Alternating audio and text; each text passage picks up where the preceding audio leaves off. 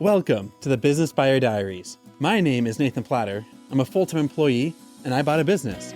I did everything right, from finding the deal, handling all the due diligence on 63 opportunities, and ultimately bought a profitable gym. And boy was I in for a big surprise as a new owner. I chronicled everything in real time, including the biggest wins to the stressful nights at 2 a.m. I'm sharing my journey without sugarcoating anything, so you don't make the same mistakes that I did. Here's today's episode. Good morning. Well, it's been about a week actually since the last recording, so things are kind of slow now that the studio has closed. In the past week, I had a chance to cut up. So I caught up with one of my old GMs, not the first one, but the second one, the more recent full-time one, and life's good for him, and I'm really glad because he's hit some strides in some of his career goals, progressions. He got the income boost he was looking for, and so that's really exciting. And so I'm anticipating that being a long-term or a longer-term friendship than just an employer-employee one. So that's a good feels one there. What else? Corporate asked me to send over the funds for handling customer refunds, and I don't know if this is how it's supposed to work, but it's the way that it's going to pan out. Corporate said, hey, you got to handle refunds. I said, cool, happy to do refunds up to the business checking account. I'm like, all right, don't forget, you have like a moral obligation to do the right thing. You're like, okay, cool. I will gladly send every dollar of the business account to handle customer refunds. I'm on board. And then they tallied up, and they did it the right way. So they looked at all of the services sold, whether it was like a 1-year membership or a monthly membership or like some short-term package or something, whatever people had bought, and they prorated it on a daily basis, and then the amount due of services not rendered, or time not rendered rather. And so that came out to about $28,000 or so, and I had like $7,000, $5,000. I don't remember the amount, but the point is not $28,000. And so took screenshots of what I did have, went to the bank and wired the funds for everything to corporate because they had documented that they wanted to handle all of the customer refunds after they received the business funds from me. And so my attorney said, yep, go ahead and do it. That's the right way to do it. That's fine. I'm okay with that. And so they did that. And then come like a day later, and then like my franchise rep at corporate, he asked for like admin access to the membership Facebook page.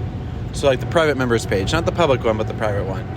So I gave him access to the public business page, the private members page, and 2 other like internal only use groups. And then the rep posted in there that they're talking with one of the members who's looking to reopen the studio and keep it going. And so it was interesting. There was a lot of reactions. Well, probably because like permissions had been opened up, so people could react and give like a thumbs up or a heart or something. So apparently someone wants to buy the assets and keep the studio open. That's great. That's awesome. So then there's that. And then what else? Heard from an attorney. He said, hey, Nathan, I represent the lender. What is the contact info for your attorney? And I shared that with him.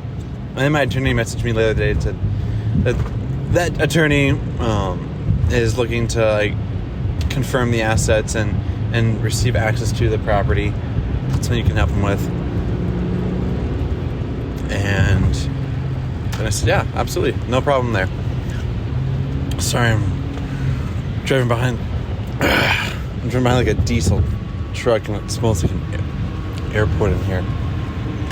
Oh man, that's weird. It's hard to breathe. So said, yep, I can gladly help you with that. No worries. Or help. Told my attorney I would help the bank's attorney with that. So I don't know if that means like he wants to see the property, he wants the lockbox code, or what, but rule of thumb is less is more. So be amicable, make sure things are accessible to the right people, but it's not my job to commentate or provide extra color or insights on what I see. So what I imagine will happen, I don't know, but just making up an example. If he says, hey, can you give me access to the property? I can give him the lockbox code, or I can probably just give him the lockbox code because that's all I have. And then, well, it's a lockbox code that I told my staff. I changed the code the day the studio closed, so only like 5 people know the code. So if the code changed, then someone's doing interesting things behind the scenes. Give it access, the ability to see the property, and if I go there, I'm not gonna. You don't comment on what you see or what you don't see. This was broken. This was not broken. Something is missing. Something is not missing. That kind of thing. It's not needed. It's not beneficial for anybody. And at the end of the day, I already sent over a video to corporate on what the place looked like the last day. So anyhow, all that to say, we'll see what happens from there. But things I believe are about to slow down life pace-wise. The day job, we've had like our every 6-month planning sprint. And so we basically plot out what we're working on for the next 6 months, projects, timelines, headcount requirements for it, and that sort of thing. So it's been kind of busier. I haven't really enjoyed the slower pace yet, but it's something that I anticipate will be coming soon. So nothing too much there. Next week is the bankruptcy hearing. Apparently we were supposed to block off 30 minutes. Our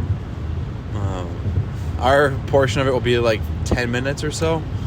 And we still have to reaffirm so many things. So for what it's worth, like, we want to keep the house, we want to keep our car, like our personal life isn't getting upended because it's the business that failed, not our personal lives. And so our mortgage lender and our auto loan lender are saying, hey, you don't own anything, you're free and clear, you're good to go. But we're wanting to say, nope, we understand that. We would like to keep those debts because we would like to keep those assets with it. So we want to reaffirm the loan. Yes, we want that loan. We want to keep it active and going because we also want the assets associated with it. So with the mortgage note, we verbally told them, they mail us a thing, we sign the thing, and then we mail it off. Or they mail it to our lawyer, and then our lawyer mailed it off to us. And then for the auto loan, we have to tell them like where to send the documents to our attorney. Our attorney will then fill their stuff out, and then either our attorney mails it back to the auto loan provider, or they mail it to us, and then we sign that we agree with it. But either way, like, it's kind of interesting. Like, once you declare bankruptcy, like, everyone like doesn't want to talk to you or touch you or like hang out with you. And if you want them to stay around, like our mortgage, we have to like chase them a little bit to be like, no, we want to keep this. We want to keep the house. And so it's kind of intriguing. I thought institutions would behave far more begrudgingly, and here they're like too accommodating, which is surprising. So that's where we're at. Time to head inside. Gonna go move on with the next part of the day. Let's rock and roll. This has been another episode of the Business Buyer Diaries. Subscribe so you don't miss the next episode. I hope you're realizing that business ownership is no cakewalk. Check the podcast notes for a link to the DIY due diligence program, the complete list of show sponsors, and for media inquiries.